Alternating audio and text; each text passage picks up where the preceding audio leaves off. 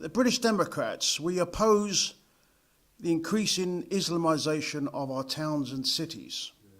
We've all seen it in front of our eyes. Now, it's happening because of political cowardness. They lack the guts to do it because they don't want to be called racist or Islamophobe. Now, it was recently in the news, a young Muslim child, about 8, I think she was under 10. She was beaten to death, starved, Muslim parents. Now, the neighbours had suspected something was going on. They heard screaming. They were reluctant to report it because they didn't want to be accused of being racist or Islamophobe. And when they found out, questions were asked and the police were, well, no, we wouldn't do that. But it has happened in the past. People did report things like this and they were told that they were being racist or Islamophobe. And when it came out, they weren't. So that's how bad the situation has got in this country. So there should be a central register of all suspected abuse, no matter what religion they are, but they lack the will to do it. And that's what we've got in this situation. They're absolutely frightened of being accused of racist, Islamophobe. So we should not hold back if we see something wrong. We in the British Democrats believe in free speech, and that means the freedom to criticise any religion, Christianity, Islam.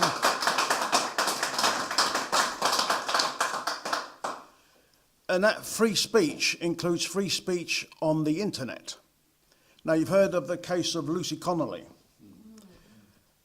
She criticised asylum seeker hotels. She could have phrased it in a better way, but she spent 31 months in prison. Great pressure was put on her to plead guilty. The police want, and she was taken advantage of. I don't know if she was given a duty solicitor, but they weren't very good. They must have said to her, if you plead not guilty, and they said, when you're found guilty, notice when, not if. When you're found guilty, you'll be sent to jail. Could be 5 years. But if you plead guilty, the court will take that into consideration, and you might get a suspended sentence. And they must have said to her, and then you can be with your, 3 or 4 year old child? So, being somewhat naive in dealing with police matters, if people are faced with an option, A or B, plead guilty or not guilty, they'll go, oh, I'll choose the one which will get me out. And she said, I thought I'd get out quickly, but she didn't. Now, there was someone else who was also charged with an internet crime. He said something very similar. And they said to him, option A, plead not guilty, 5 years, might be more. Guilty, you're out. He said, there's another option. Instead of option A, option B, this is option C, he said. I'm going to plead not guilty, and when I'm found not guilty, I'll walk away. The police must have said to him, oh, it's up to you. He went to court, they presented their evidence, and the jury took 12 minutes to find him not guilty.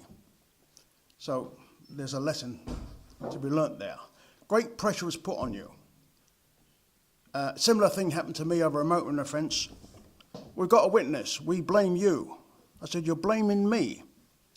This is another accident. I'm driving along. In the middle of the night, a lorry comes out of nowhere, smashes into me, puts me into a ditch upside down. And the police said, we're charging you. I said, well, you must be mad. You're charging me for driving along? I said, yeah, the lorry driver said it was your fault. I said, well, the lorry driver is a liar.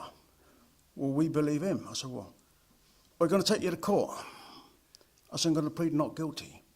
He said, well, our witness is going to turn up. I said, good. Then I can cross-examine him and prove he's lying. Went to court. How do you plead? I said, not guilty. Right. Magistrate said, proceed with your case to the police. Well, we can't. I said, well, he said, why not? Well, our witness hasn't turned up. He said, was your witness told that the date in it? Yes. Well, where is he? Well, we don't know. So he said, well, we're trying to contact him by phone. He said, I'm going to give you 5 minutes. 5 minutes came and went. Are you going to proceed? No. Not guilty.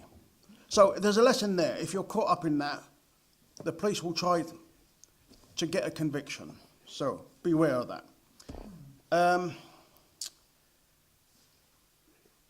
Now, blasphemy laws. As I said, we should be freedom to criticize any religion, and any blasphemy law from Islamic countries should have no influence in this country.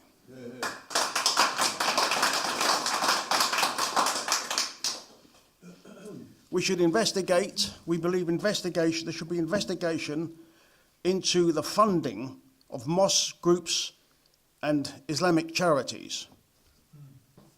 We should also oppose polygamy, a man having multiple wives. Now, some European countries have a ban on full face coverings, the burqa.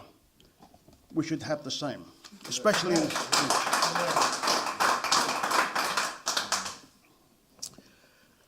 You've heard of the Rotherham Muslim grooming gang scandal.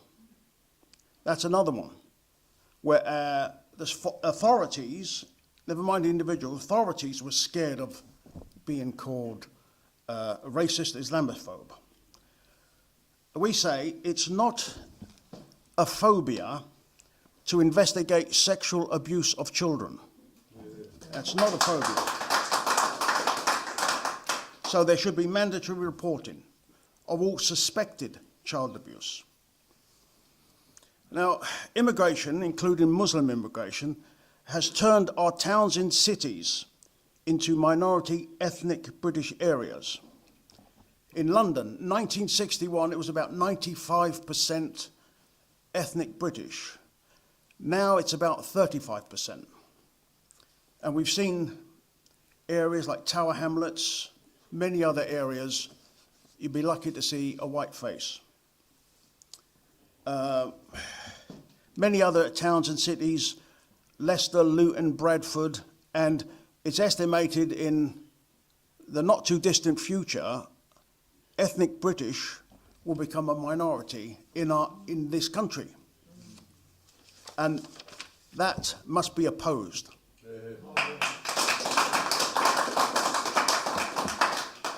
And we should not be frightened to say we oppose that. Sometimes you hear on the TV or read it in newspapers about some event that's taken place, a bomb or something. Sometimes they say the suspect was a British passport holder. They don't want to come out and say the truth. What does that mean? Of course it tells you. Or the suspect had British nationality. That's a code for saying it was not ethnic British.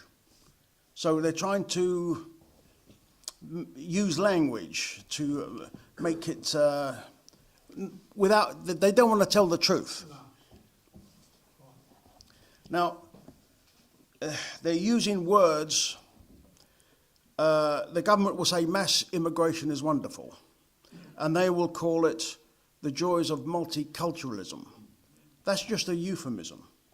Multiculturalism is ethnic replacement. And we can see it in front of our eyes. And really, that's ethnic cleansing.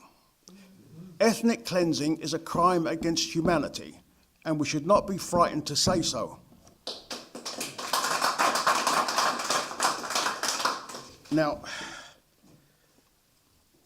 we've seen the effects, and it's got to stop. So we should not be frightened. So the other thing that we're, they say that we must get involved in foreign wars and we've got to protect the borders of other countries. I say let's protect our own borders first. Yeah. Never mind the world. and we're spending billions on people who shouldn't be here. Tens of billions of on hotels, taxis, yeah, spending it on taxis. And yet you see these adverts on TV, British people living on the streets. They should go and say, look, I'm an asylum seeker. If they say, I don't believe you, I say, well, if a man says he's a woman, he's believed. And vice versa. So, oh dear me. If it's got an apple, it's got a banana. So, well, there should be, the way to get around it is, that's what they want. They want men who think they're women, put on a dress, they can go in women's changing rooms, women's toilets. So maybe we should have, this is toilets for biological women, toilets for biological men, another toilet for men who think they're women, and a toilet for women who think they're men. So that's solved that problem. Oh, dear me. Oh, I don't know.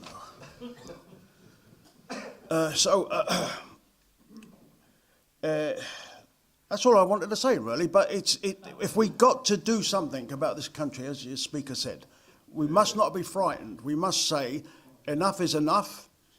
And they could arrest me for saying this. But I'll go to court and say, not guilty. Thank you very much.